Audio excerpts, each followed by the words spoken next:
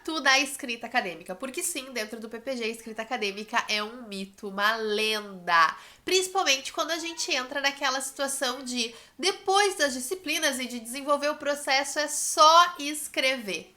Nunca é só escrever. E o que acontece nesse exato momento? A pessoa fica horas travada em frente a uma tela em branco e esperando a inspiração divina, porque ela não faz nada de diferente e espera que os resultados mudem. Não tem como, né, gente? Eu sou a doutora Catiane Souza, mentora de escrita acadêmica para quem não tem tempo a perder, e nesse vídeo eu vou te ensinar alguns hacks muito simples para que a tua escrita acadêmica chegue numa operação concreta aí, aonde tu consigas trazer para o teu documento um pouco de todo esse conhecimento adquirido em muitas leituras que já foram desenvolvidas no teu tema. Então, primeiro ponto, né? Como é que isso acontece? Gente, por que eu digo que é lenda e que não existe só escrever? Primeiro, a escrita acadêmica ela é desenvolvida por uma pessoa que tem uma vida, que além de pós-graduando é filho, é amigo, é profissional, às vezes é mãe, pai. E quando a gente pensa que eu vou só fazer isso e daqui a tantos dias, daqui a tanto tempo, eu vou só focar na escrita, eu estou desconsiderando todo o restante. Muitas vezes a gente se coloca assim, nesse lugar de não fazer mais nada além de só escrever. Só que, além de ineficiente, esse é um lugar extremamente doloroso, solitário e que te traz inúmeros problemas, inclusive relacionados à qualidade final do teu texto. Então, qual é o primeiro ponto? Toda vez que eu estou travada em frente a uma folha em branco e decido ler um pouco mais ou ficar ali pensando em como fazer e saio sem ter atingido a tarefa, o foco que era para aquele momento de trabalho no meu documento, isso não tá me trazendo a informação de que tem algo de errado comigo, mas com a minha estratégia, ou seja, eu não fui ensinado como escrever. Ninguém me disse qual era o melhor formato de escrita, de que forma eu poderia usar as minhas habilidades e passar todo o meu conhecimento de forma estruturada a partir de uma escrita científica para o meu texto, para o meu artigo, para minha tese, para minha dissertação. Então, assim, quando eu reconheço que o que tem de errado é a estratégia, eu passo a buscar novos caminhos. Que caminhos são esses, né? O que a gente pode efetivamente fazer? Vamos lá. Primeiro ponto, identificar que eu preciso de uma estratégia e procurar isso. Não adianta ser dentro da academia, porque a academia já te ofereceu tudo que ela tinha para te dar. E se tu continua travado, vamos combinar que tá faltando alguma coisa aí, né? Segundo ponto, identificar uma narrativa didática para cada texto. Como assim, Kátia? Bora lá. Cada texto, tua tese, ele não é um texto. Ela não é um texto, tá? Teu artigo não é um texto. A introdução do teu artigo é um texto que tem um objetivo.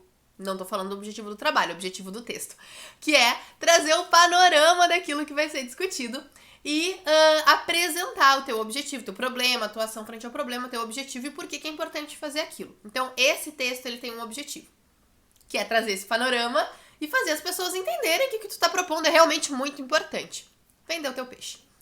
Tua discussão é um outro texto. A tua discussão visa conversar os teus resultados com a literatura e, a partir disso, trazer a ideia de por que tu encontrou o que tu encontrou, relação com a literatura, quando for o caso, comparação, se deu diferente, por que deu diferente e, frente a isso, o que eu faço? Então, o objetivo da discussão é situar o meu texto, já levando o meu leitor a entender a aplicação prática dos meus resultados.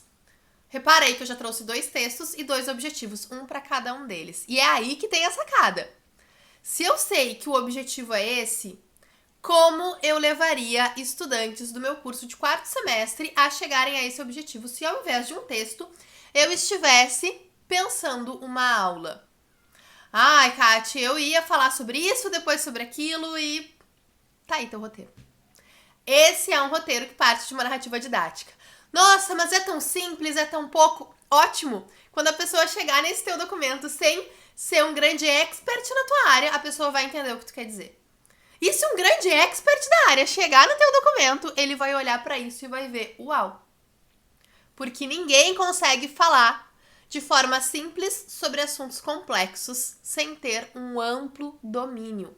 E nessas horas eu sempre digo, tu não precisa de mais tempo, tu precisa de um caminho claro para colocar no papel todo o conhecimento que tu já tens.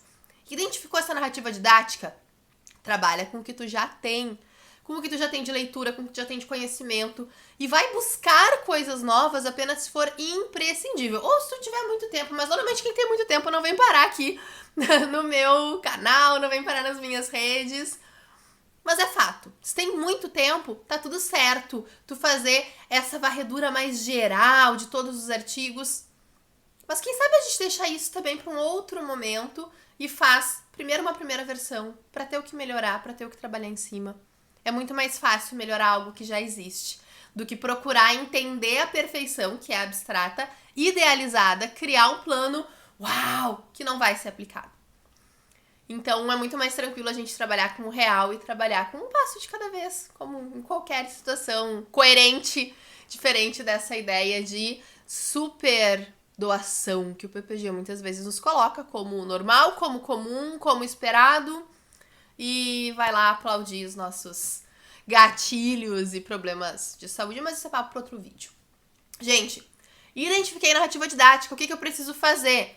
Colocar ela em prática a partir do que eu já tenho e distanciar mesmo do texto. O que eu quero dizer com isso? Quem pega um TCC de anos atrás, olha pra ele e pensa, nossa, como é que eu consegui fazer isso? Muito simples, tu queria tanto melhorar aquele TCC, aquele artigo, aquele texto, qual seja ele, que tu não conseguia mais diferenciar o que estava claro na tua cabeça, o que estava claro no papel, ou seja, tu estavas saturado do texto. E na tentativa de melhorar, cada vez tu foi te perdendo mais. O que ajuda a melhorar, Kátia? Guarda. Guarda e deixa o texto parado. Depois de um tempo parado, tu volta a olhar pra ele, não com aquela ideia de, nossa, tá péssimo, quero começar do zero. Dá vontade, às vezes, tá. Mas não começa do zero, começa do que tu já tens. Sabe por que dá vontade de começar do zero? Porque quem estuda escrita acadêmica traz que um artigo, antes dele ser submetido pelo autor, ele foi refeito uma dúzia de vezes. Ou melhor, 6 a 8 vezes, desculpa. Antes de ser submetido. A gente que conhece o processo chega no número 12, né? Lá numa dúzia facilmente. 6 a 8 vezes pelo autor antes de ser submetido. Passa pelo coautor, passa pelo orientador, vai pro editor, para 2 revisores, volta, corrige, a pessoa manda para mais alguém antes de retornar para a revista, isso considerando só um bate-volta. Ou seja, esse texto ele foi revisado e refeito uma dúzia de vezes. E tu coloca a tua ideia a primeira vez num papel, no documento, e espera que esteja no mesmo nível de qualidade. Não tem como. Então, olha para esse teu documento depois de dar uma desaturada dele, se perguntando, se a entrega fosse hoje, o que eu faria para melhorar isso aqui? E assim tu consegue hierarquizar o que é mais importante de ser feito naquele momento e, aos poucos, ir melhorando ele cada vez mais, chegando num nível de detalhe, caso tu tenhas tempo. Se não tiver, ok, é o melhor que dá para fazer. Excelência, construção situacional e tá tudo certo. Kátia, eu não tenho tempo, meu prazo está apertado. O que eu faço para ciclar? Cicla os textos. Tem que fazer uma introdução geral do documento? É um texto. Tem que fazer uma introdução da tese, do artigo, do que for? É outro texto. Tem que fazer bibliografia? É outro texto. Tem que fazer todos os automáticos ali, os textos pequenos, resumo, conclusão, e ajustar a BNT, ou seja lá qual for a norma indicada, eu já tenho 4 coisas. Se eu trabalhar em uma delas por dia, eu consigo distanciar o suficiente sem precisar parar de trabalhar. Ah, mas eu tenho tempo, quero parar. Para, ótimo, tira férias, vai pra praia, bota o pezinho pra cima numa rede e tá tudo bem. Agora, quem não tem tempo, cicla. E essa ciclada garante que tu vai conseguir ter um novo olhar realmente crítico pro teu trabalho. Kátia, ainda assim, eu não estou conseguindo avançar. Senta alguém do lado. Pode não ser da área. Coloca essa pessoa a ler contigo em voz alta e a partir daí, com certeza, muitos insights surgirão. Aplica todos eles, nunca perde uma ideia, não apaga versões antigas do teu documento e trabalha sempre buscando caminhos que sejam coerentes com os teus valores e com os teus amores. Gente, tudo aquilo que te afasta das pessoas que tu ama está errado. Porque não existe por 2 anos, por 4 anos. Concessões, elas têm que ser feitas por dias. Quando tu identifica que tem alguma coisa ali que não tá legal, um ambiente onde as pessoas celebram a doença como um rito de passagem, de entrada, é porque esse ambiente talvez não esteja no seu melhor formato. E o melhor que a gente pode fazer para mudar isso é transformar o lugar que a gente se encontra. Então, se eu sou um aluno de PPG, eu ser inspiração para os colegas e conseguir fazer diferente comigo já é uma grande coisa. Se eu sou um professor e eu identifico isso, procurar ajuda para orientar cada vez melhor os meus alunos, para não reproduzir as violências que eu sofri, já é incrível. Se eu tô em outro papel, como eu, né, sou Catiane Souza, como eu já disse no início do vídeo, mentora de escrita acadêmica. O que é uma mentora de escrita acadêmica? Eu ajudo as pessoas a encontrarem o seu melhor caminho, que é algo que a academia não faz, muitas vezes porque não quer, muitas vezes porque não sabe. Então eu também ajudo orientadores a pensarem melhor esse processo para si e para os seus alunos. Esse é o meu lugar de transformação de um ambiente pelo qual eu sou encantada. O ambiente da ciência, de trazer mudanças e impactos no mundo, pro mundo, a partir do conhecimento.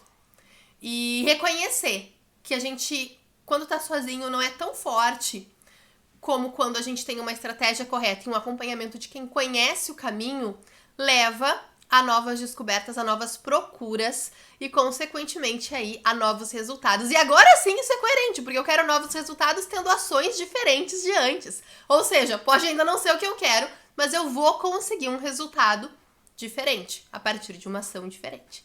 Agora, se eu quero potencializar esse resultado, o que eu faço? Procuro ajuda de quem conhece o caminho.